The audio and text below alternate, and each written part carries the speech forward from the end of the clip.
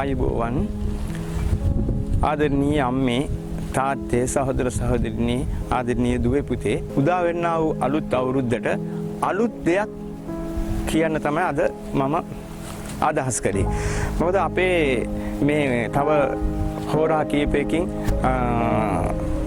කීපයකින් උදා වෙන සිංහල හින්දු අලුත් අවුරුද්ද සමරන්න ලහි ලහියේ සීරු දෙනාම එහෙ මෙහෙ දුවන බොහොම කඩිසර වූ වේලාවක්.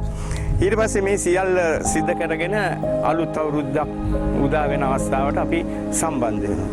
එතකොට මේ සීළු කර්තව්‍යයන් කරනකොට අපේ බොහෝ පිරිසක් අපේ ගොවි මහත්තුරු නීතියේ වැඩ කටයුතු කරන මේ සෑම සීළු දෙනෙක්ම මේ ඒකාකාරීව මනස නිර්වුල්ව තියාගෙන වැඩ කරන්න පුළුවන් කමක් ලැබෙන්නේ නැහැ. ගොඩාක් ප්‍රශ්න ගැටලු දහසක් ඒවා කරපින්නගෙන තමයි තමන්ගේ දරුවෝ වෙනුවෙන් මේ සීළු කැපකිරීම ආදරණීය දෙමව්පිය කරන්නේ.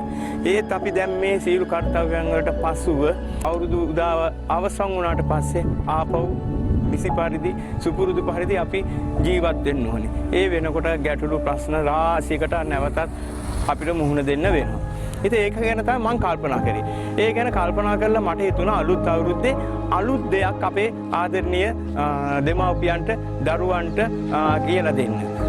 අපි අලුත් අවුරුද්දේදී ඉස්සල්ලාම නොනගත කාලයක් එනවා. නොනගත කාලෙට අපි පන්සල් වලට යනවා, වෙහෙර විහාරස්ථාන වලට යනවා. ඒ ගිහිල්ලා ඉවර වෙලා ඊට පස්සේ අපි ලිප් ගිනි මොලවන වැඩසටහනට එනවා. ඊට පස්සේ අපි වැඩ අල්ලන්න, එතකොට ඝන දිනු කරන්න, ඊට පස්සේ අනුභවය කරනවා. එතකොට මේ සියලු කර්තව්‍යයන් අපි ගෙදර අපේ ආදරණීය තාත්තා එක්ක අම්මා එක්ක එකතු වෙලා අපේ දරුවෝ සිද්ධ කරනවා. මේ සියලු කර්තව්‍යයන් අපි කරන්නේ කවුරු නිසාද කියලා අහුවොත් බොහෝ අයට ඒකට දෙන්න නිසි උත්තරයක් නැහැ. මම ඒ ගැන අධ්‍යයනය කරලා තමයි මේවා මේ ප්‍රකාශ කරන්න බලාපොරොත්තු වෙන්නේ. එතකොට ඒකට අදහසක් නැහැ. එතකොට ඒගොල්ලෝ තුස්මින් භූත වෙනවා මොකද්ද කියලා. එතකොට මම ඒකෙදි ප්‍රකාශ කරන්න හදන්නේ විශේෂයෙන්ම මෙහෙම. අපේ මේ සූර්ය දෙවියන් මීන රාශිය ඉඳලා මේෂ රාශියට සංක්‍රමණය වීමේ ඒ සූර්ය මංගල්‍යය තමයි අපි මේ සුබ අලුත් අවුරුද්දක් විදියට මේ සංස්කෘතික මංගල්‍යය ඉෂ්ට සිද්ධ කරන්නේ. එතකොට අපිට මේ සියලු කර්තව්‍යයන් කරන්නට අවස්ථාව උදා කරලා දුන්නේ අපේ මේ සූර්ය දෙවියෝ. මේ සූර්ය දෙවියෝ නිසා තමයි අද මේ අපි සියල්ලම මේ ඉෂ්ට සිද්ධ කරන්නේ. ඒත් අපි කෑම මේසෙදි මේ මං පෙර කිව්ව පරිදි අර සියලු නැකත් වලට වැඩ කටයුතු කරාට අපි සූර්ය දෙවියන්ට නම දින අවස්ථාවක් කොතනකවත් නැහැ. සූර්ය දෙවියන් ගැන කියවෙන තැනකුත් නැහැ. ඉතින් ඒක නිසා මම හිතුවා අලුත් අවුරුද්දෙන් මෙන්න මෙහෙම. අපේ ආදරණීය අම්මලා තාත්තලා අපේ ආදරණීය දරුවන්ට කියන්න එයාලගේ දෑතින්ම චිත්‍රයක් ඇඳ ගන්නවා මේ සූර්ය දෙවියන්ගේ. සූර්ය දෙවියන්ගේ චිත්‍රයක් ඇඳලා අර කෑම මේසේ ආදරණීය තාත්තා හරි අම්මා හරි පහන් පත්තු කරලා ඔක්කොම කරලා තමන්ට කිරිබත් ටික කවන තැනට එනකොට අපි වැඳ නමස්කාර කරන්නේ කාටද? සූර්ය දෙවියන්ටත් වැඳ නමස්කාර කරන්න. ඒ නිසා තමයි මම කියන්නේ අපේ ආදරණීය දරුවන්ට අපේ අම්මලා තාත්තලා කියන්න මේ අලුත් අවුරුද්දේ පුතේ අපිට මේ රට ස්වයං පෝෂිත කරගන්න, මේ බත බුලතින් මේ සම්පූර්ණ කරගන්න, මේ පිරිපුන්භාවය ඇති කරගන්න අපිට මහා දැවැන්ත ශක්තියක් දෙන්නේ සූර්ය දෙවියෝ. මේ සූර්ය දෙවියන්ට අපි කිසි වෙලාවක කළගුණ සැලකීමක් විදියට වත් පිළිවෙතක් කොහෙවත්ම වෙන්නේ නැහැ. ඒ නිසා අපි මේ අලුත් අවුරුද්දේ මගේ දුවේ, මගේ පුතා අඳින්න සූර්ය දෙවියන්ව. ලස්සනට අඳින්න. ඇඳලා මෙන්න මේ වගේ මම මේ පෙන්නන්නේ මේ තියෙන මේ සූර්ය දෙවියන්. මේ බලන්න මෙන්න මේ වගේ සූර්ය දිව්‍ය රාජෝත්තමයන් වහන්සේගේ රූපයක් ඇඳගන්න, චිත්‍රයක් ඇඳගන්න. මේ ඇඳලා මේ රූපේ තමන්ගේ අර කෑම මේසෙ උඩ මේ බලන්න කෑම මේසෙ උඩ මේ විදියට තියලා අපේ සූර්ය දෙවියනි අපිට ඔබ වහන්සේ මහා දැවැන්ත පිහිටක් වෙනවා. අපේ මේ බත බුල සරු කරගන්න ඔබ වහන්සේගේ පිහිට තමයි අපිට ලැබෙන්නේ. ඔබ වහන්සේ නිසා තමයි අපිට ආලෝකය ලැබෙන්නේ. මේ චූටි දරුවන්ට මං කියන්නේ. එතකොට මේ චූටි දරුවෝ ඒ ටික කියනවා. ඒ ටික කියලා අනේ සූර්ය දෙවියනි අපිට ඔබ වහන්සේ මේ ලබා දුන්නු මේ සහයෝගයට, මේ ශක්තියට ඔබ වහන්සේට මේ පහන් ආලෝකයේ පූජා වේවා කියලා ලස්සන පහනක් පත්තු කරලා දීසියක තියෙන ආදරණීය දරුවන්ගේ දෑතේ සූර්ය දෙවියන්ගේ රූපේ ඉස්සරහ ගහ තියලා සූර්ය දෙවියන්ට මේ විදියට නමස්කාරයක් කරන්න. කළගුණ සැලකීම. එහෙම නැත්නම් කෘත වේදේ කියන එක විශේෂයෙන් කියලා දීලා මේ දරුවන්ට මේ සත්කාරය කරන්න කියලා දෙයි කියලා මම විශ්වාස කරනවා. ඒ නිසා මම මේ කරන ප්‍රකාශය මම ෂෙයා කරන්න කියලා කියන්න ඕනේ නෑ. මොකද ආදිත්‍ය අම්මලා තාත්තලාට මේක හිතට දැනෙනවා නම් මේක හොඳයි කියලා හිතෙනවා නම් අනිත් අයටත් මේක දැනුවත් කරන්න. මේ රට සෞභාග්‍ය සම්පන්න රටක් බවට පත් කරගන්න. මොකද පහුගිය කාලේදී අපේ මතකයිනේ අපේ කුඹුරු වක්කර ගණනාවක් වැලි වලින් වැහිලා ගියා. එතකොට වසර දහස් ගානකට පසුව මේ දේවල් වුණේ. දිගින් දිගටම අපේ රටේ ණය යෑම් වෙනවා. ගෙවල් දොරවල් එක්ක ණය යෑම් යනවා. එතකොට අපේ දරුවෝ ණය යෑම් වලට අහු වුණා.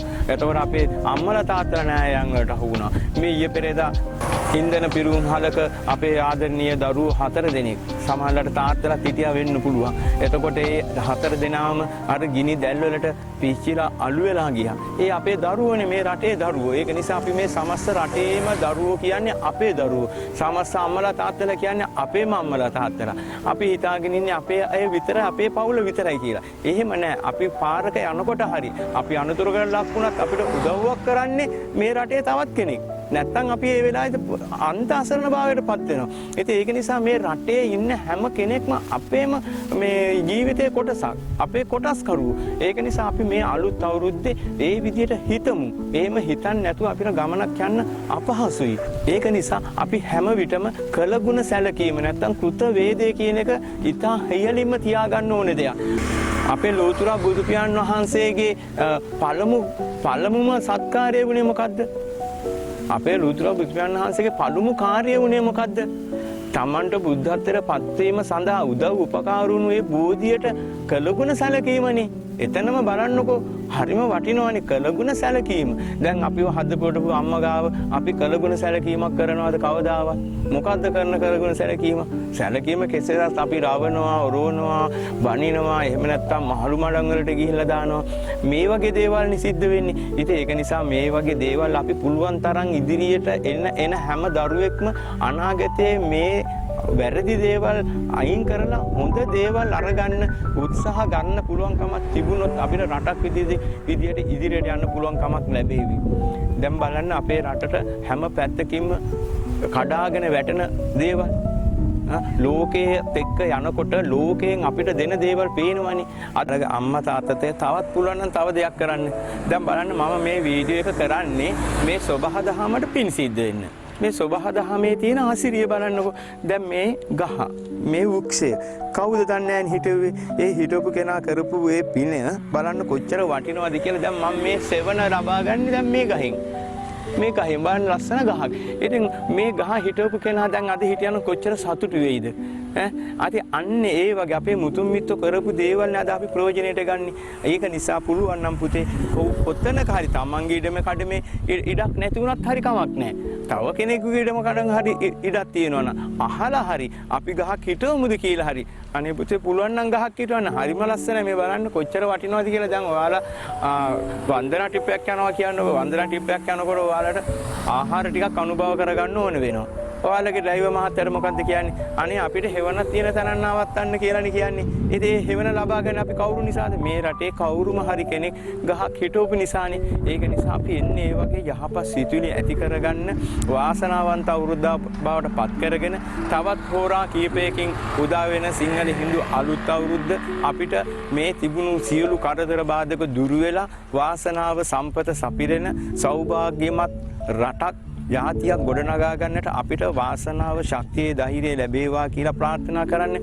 ඒ වගේම මේ රට කරවන්නේ අපේ දේශපාලඥයන්. ඒ දේශපාලඥයන් එකට එකතු වෙලා එයාට මෙයාට බැනගන්නේ නැතුව සියලු දෙනා එකට ඒකරාශී වෙලා මේ රට ගොඩනගන්න ඕන අවශ්‍ය කරන ඒ සියලු කරුණු කාරණා ඉදිරියට ගෙනල්ලා මේ රට වාසනාවන්ත රටක් බවට පොහොසත් රටක් බවට යහපත් රටක් බවට සියලු දෙනාට විශ්වාසයෙන් ගමනක් යන්න පුළුවන් රටක් බවට පත් කරගන්නට මේ සූර්ය දෙවියන්ගේ මේ සූර්ය මංගල්‍යයත් එක්කම අපිට උදා වේවා කියලා අර මං කිව්ව විදියට සූර්ය දෙවියන්ගේ ෆොටෝ එකක් ඔබේ නිවසේ ඒ ආලින්දේ ඉස්සරහා තියලා කැම මේසුල තියලා පහන පත්තු කරලා පුතේ දුවේ ආදරණීය අම්මේ තාත්තේ මේ විදියට ප්‍රාර්ථනාවක් කරන්න අනිවාර්යයෙන්ම අපේ රටට යහපතක් උදා වේවි කියලා තමයි මම හිතන්නේ. ඒ නිසා මේ විශ්වාසය ඔබගේ හදවතට ඇතුල් කරගෙන ඔබ සියලු දෙනාටම තුනුරුවනේ පිහිට ලැබේවා. ඒ වගේම සියලු දෙවිතුන් වහන්සේලාගේ ආරක්ෂාව පිහිට ලැබේවා කියලා ප්‍රාර්ථනා කරන. ඒ වගේම මේ අපේ සූර්ය දෙවියන්ගේ මේ සූර්ය කිරණ බලෙන් අපේ රට ස්වයං පිරිසිදු රටක් බවට පත් වේවායි කියලා මම ප්‍රාර්ථනා කරනවා. බොහොම ස්තුතියි.